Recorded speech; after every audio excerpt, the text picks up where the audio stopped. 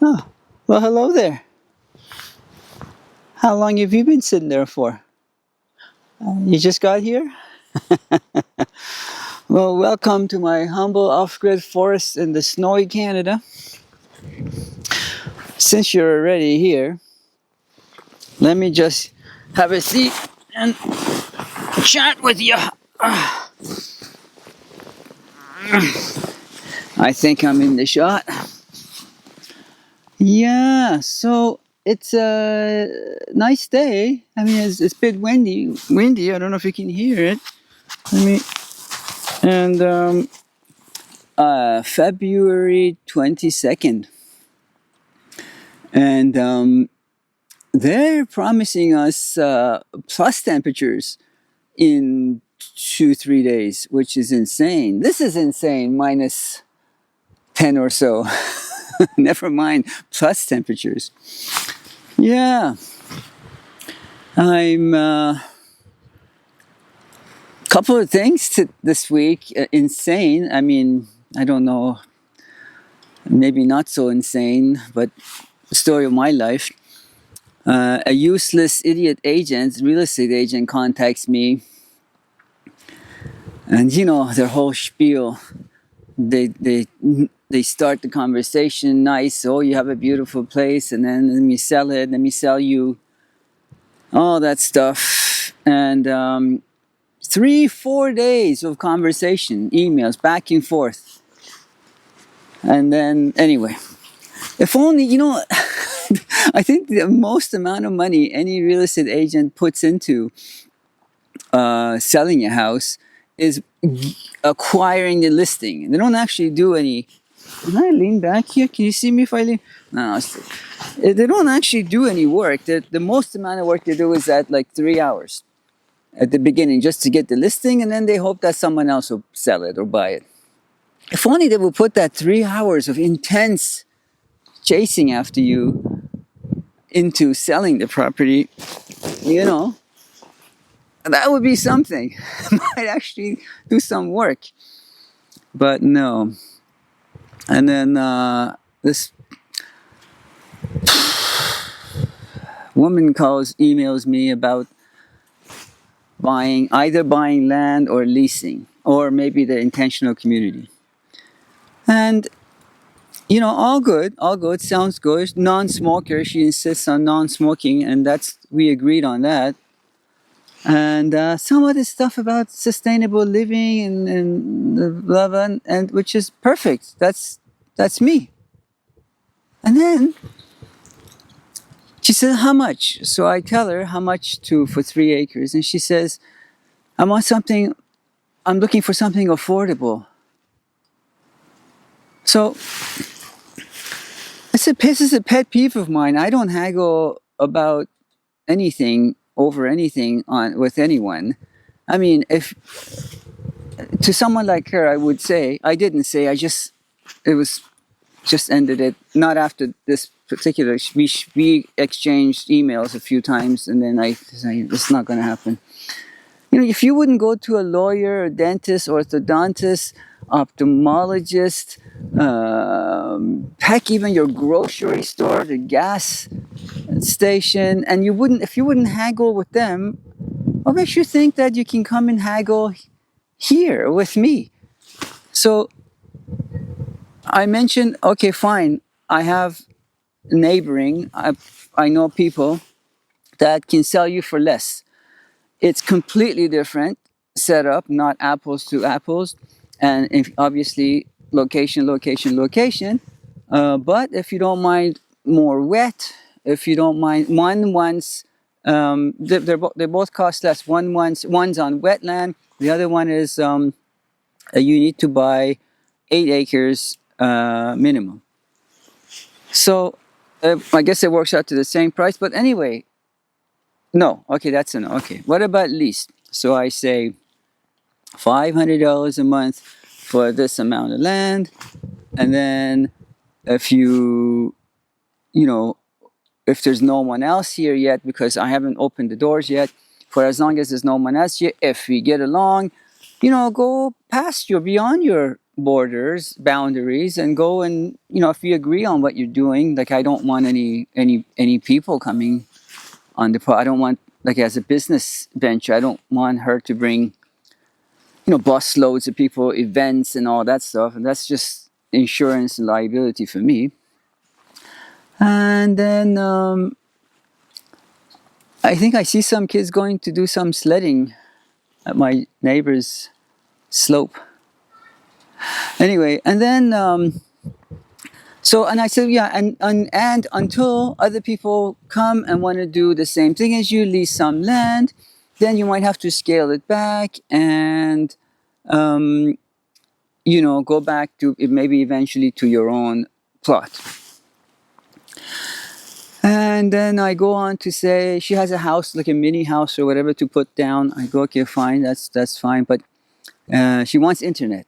Well, I can't get her internet. She doesn't have an address. It's not the land isn't here where I'm sitting, and this is my house. The land is on this 44 acres. Somewhere there's going to be a piece of land that she's welcome to lease. But it's not going to be internet. There's no address there, so you're going to have to use your own cell phone or whatever you use for internet. Same for water, same for power. These are all you. I'm just renting like a little plot of land, forested land. And then I said, you know, and if the price is still an issue, $500 a month, and then also I wouldn't mind weekly, you know, if you, whatever you have to work, you know, however, and then if you decide next week that we don't get along, you want to go, then you go.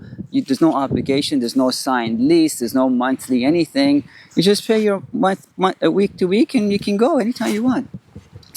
And I said that, you know, if you're willing and able to help me with some, if I need timber, logs, firewood moved, whatever that I need help with, then we can barter that way too. No, okay, no. Then intentional community part now, sort of a land share. How does that work? I say, well, it's a long screening process, a vetting process. Like you said, we don't want any smokers, we don't want drugs, we don't want noise. We want the forest comes first, whatever. And you know, it sounds like there's like a power dynamic going on. Power dynamic. If that's what everything I said is a power dynamic, then so be it. You know, it's not. These aren't negotiable. These are. I mean, if you don't want any of these things, and I don't want to know you, I don't want you here. And so if there's like an aquaponics, whatever amount of work and or money you put into, and that's how many shares you'll have into that any particular project. She said she wants equal shares or whatever. Now, that makes no sense to me. Someone puts in half hour work is going to get the same amount of shares as someone that's there every day, all day kind of thing. Takers is what I'm coming.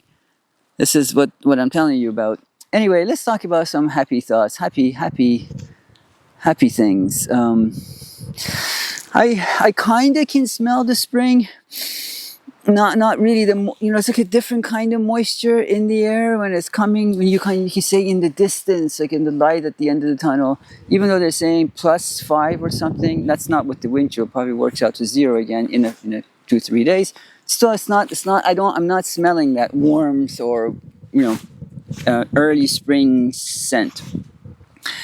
But I'm excited. I'm excited to show you all the stuff that I couldn't show you last year because I didn't have a camera.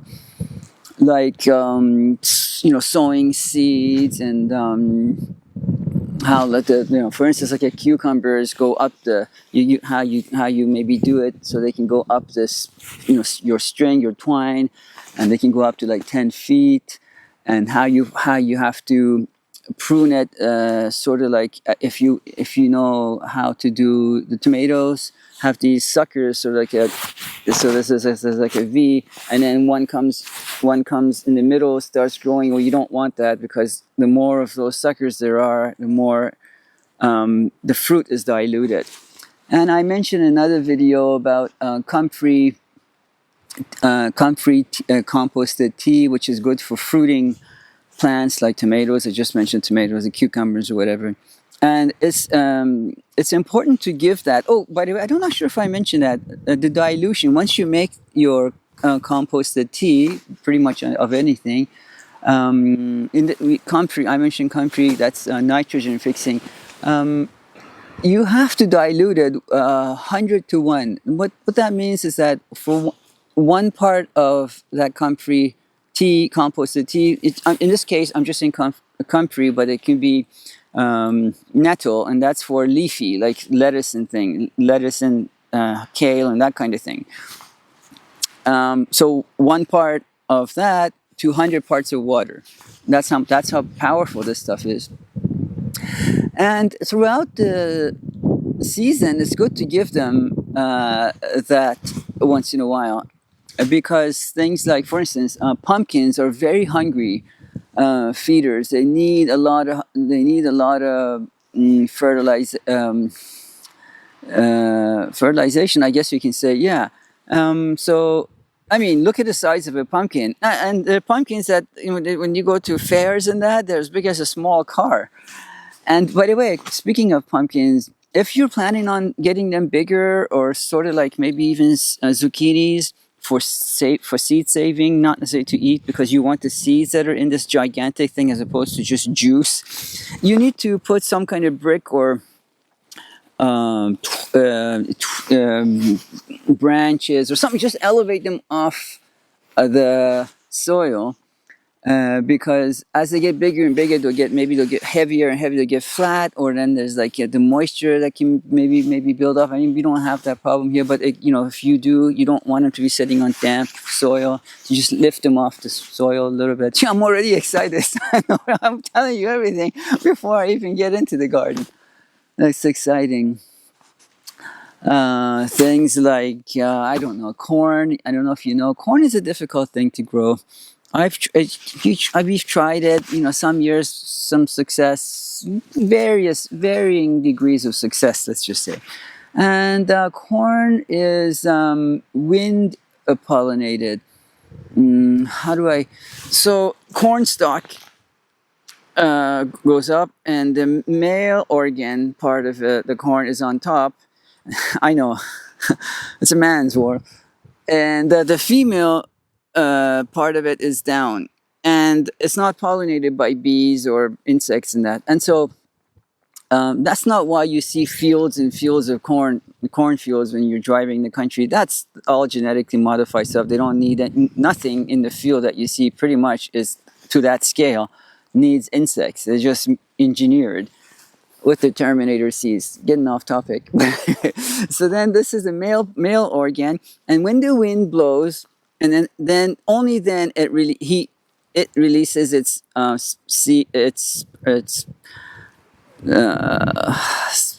I don't know the parts. All right, into the female, and then the corn gets fertilized. That's corn for you. What else? You know about the three sisters, I think. Anyway, if you don't know, look it up. I'm getting way ahead of myself here. But it's exciting. Oh, and some seeds. I talked about cucumbers and pumpkins. I mean, it's good if you can do it inside. Probably where you are is a good time now, your zone. But in our zone, growing zone, we're gonna have this gorgeous snow for another 6-8 weeks. And so we can only dream about the seeds and sowing and everything. But if you can do it inside, it's best to do it inside. But then when you do it inside, when it gets warmer, you have to, what they say, harden them. You bring them in when it's warmer in the morning. You take them in at night, in, out, in, out, in, out. I mean, we have this greenhouse, whatever you want to call it here, solarium that we do hours. It's a lot of work. Everything's work. You just have to love it. That's why I want the community that I would have, my cooperative, would be something like that. Somebody that loves doing that, does that only. Because it is work. And it isn't just 1 or 2 plants. If you're planting for a community, it's a lot.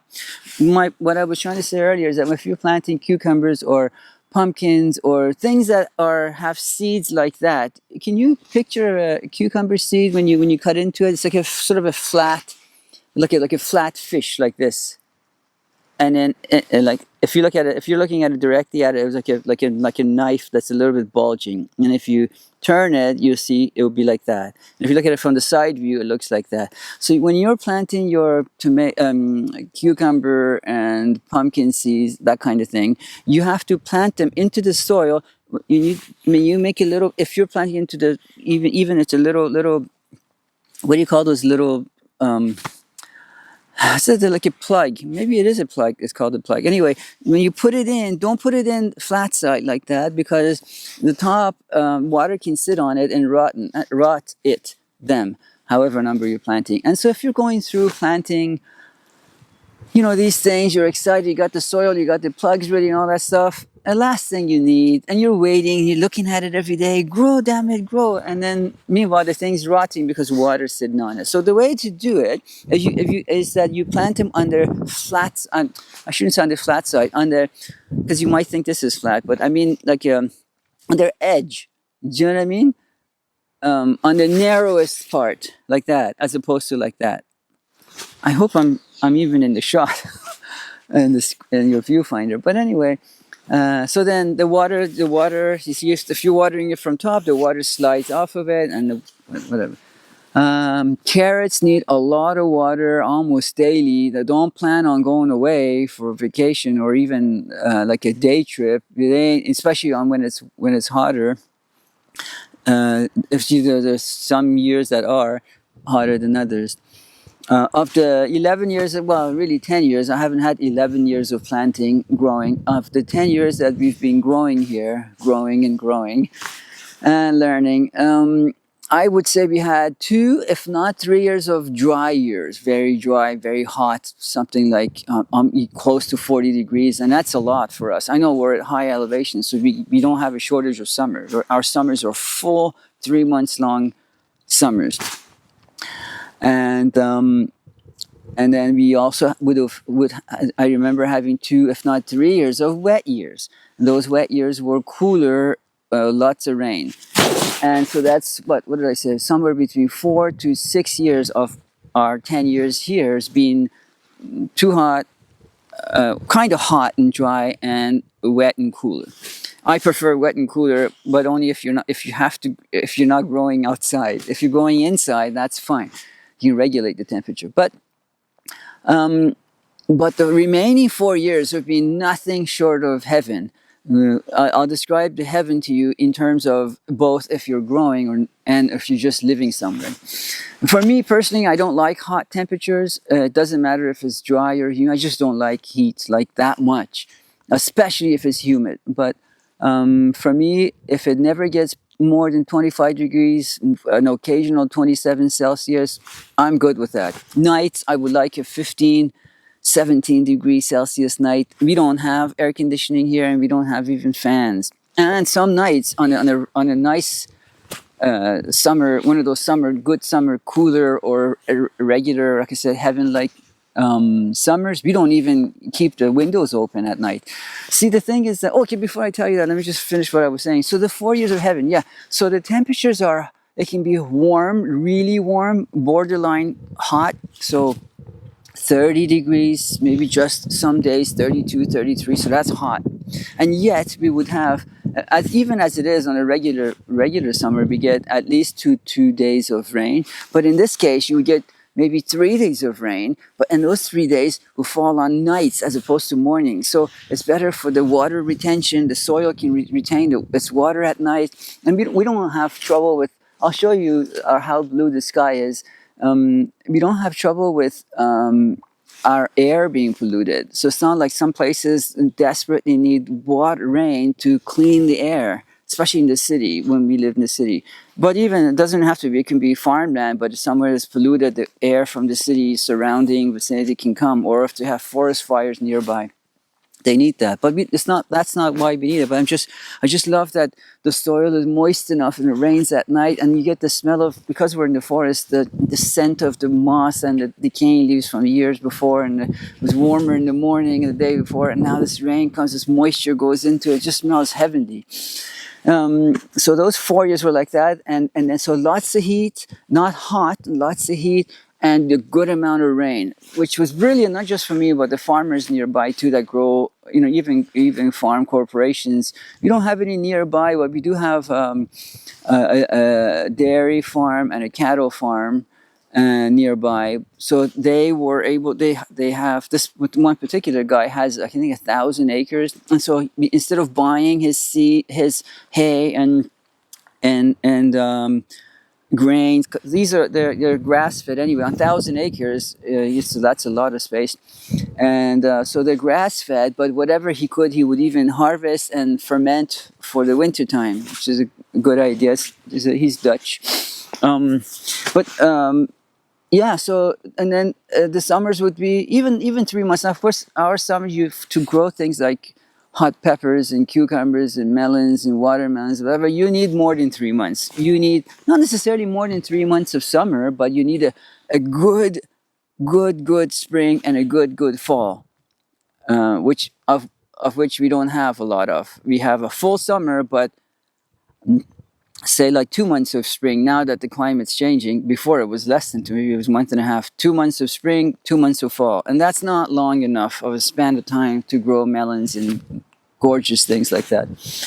So what was I saying? That, oh yeah, so in the summertime, when we lived in the city, and if you live in the city, you already know there's very little in terms of greenery and trees, shrubbery, and that, so that on those super hot days, all of these greenery, trees, whatever, can soak up the sun and cast a shade like how you see here around me, so that the ground doesn't heat up, or the asphalt doesn't heat up, the concrete doesn't heat up, the roof of the houses, that some places, if you're in Europe, probably you don't know what I'm talking about, but in North America, a lot of houses have these chemically made asphalt shingles. And yeah, so they don't. It's not just hot. They don't just absorb heat. They get very elastic. The intense heat starts to break up this chemically made shingle that then off gases into the atmosphere. It just goes worse and worse from there. Where we are in the forest, because of the canopy, the trees, and the deciduous trees, and we have our evergreens that are always green, always have a shade for us. They absorb all that sunlight, rays of sun, and even it could be a sunny day. I have a video on that you might have seen. On a sunny day, the forest can be fairly, not dark, but like overcast like this. And from time to time, there's like a beautiful beam of ray of sun coming through, and it's magical. If I'm assuming the Black Forest in Germany is like that. It was probably called that because even in the beautiful, bright middle of summertime, because of the canopies and that, not a lot of sun was hitting the forest, and it was always not necessarily black, but not necessarily even dark, but not the bright, as in the glow of the brightness of the day would be due to its glow, not sun beaming down on the ground like you would on a farmland or a pasture or field would. And so in the city, the sun would hit all of those structures, houses, buildings, roads, cars. And then when we would go to sleep, and then you would think, okay, it's cooler now, the sun's gone off, thank God, some relief. But then that's when the ground and all these things would start to radiate the heat back out. So it was difficult to sleep even at night. Well, so now whereas here, the sun already doesn't hit the ground a lot, much, and then at night there's this coolness of the summer, and the scent of the scent of the forest, and the coolness of the forest comes out. And because it's not that we're not near a forest, we're in the forest, so it's not like we can say, oh, the forest over there, let's walk over there, get some cool fresh air relief from the heat. We don't have to worry about that because we're right, and we're encased in it all around us. You've seen the videos. And it smells good, and if like I was trying to say, we don't even often leave the windows open at night because it can get cold. That cold, I mean, I don't want to have to cover myself in the summertime as much as I can. So I'd rather, not have the window open and cover myself. And so when I go to use the bathroom in the middle of the night, too much information. And if any windows are open from before I went to bed, I have to close those windows so it doesn't get cool. The coldest time of the day, I don't think this makes a difference regardless, no difference regardless of where you live, irrespective, I should have said, where you live, is I think at about just before the sunrise. So maybe at this time of the year, I would say 5, 6, 7 in the morning is the coldest time of the day. I used to know why, I can't remember anymore, but so yeah, those are the times of of your sleep where you're having the sweetest dreams, like you're passed out, you're like, and then your alarm goes off or whatever. So you don't want to have to get up to close the windows, or I would be uncomfortable sleeping if it's too cold and be like curled up in a ball. Anyway, folks, this video, like all the other ones, were meant to be shorter. I thought it's too cold for me to come sit outside. In an hour or two, we're going for a walk with a nice neighbor, with our nicest neighbor, and I just thought that before that happens, I'll come and make this short video. Ended up being longer, and I hope you're having a good end of February day where you live. And now I notice that the camera's in the sun and I don't even know if I'm probably looking very dark. Oh, I don't want to have to edit anything. I don't like editing. Yeah, that's all. Just sign off by saying, think outside. Box not required. If you can, get out. You probably have trails in where you live, in the city where you live, and somewhere, and just go and get out of town once in a while. And it doesn't cost anything, I don't think, trails, especially at this time of year, to go to.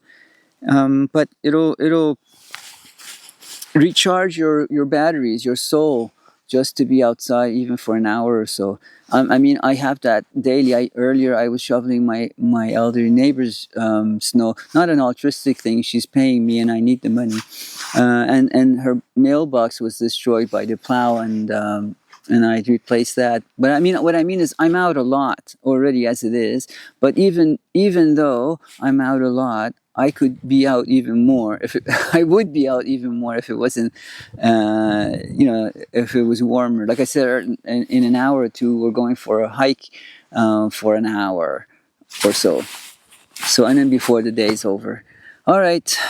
Namaste.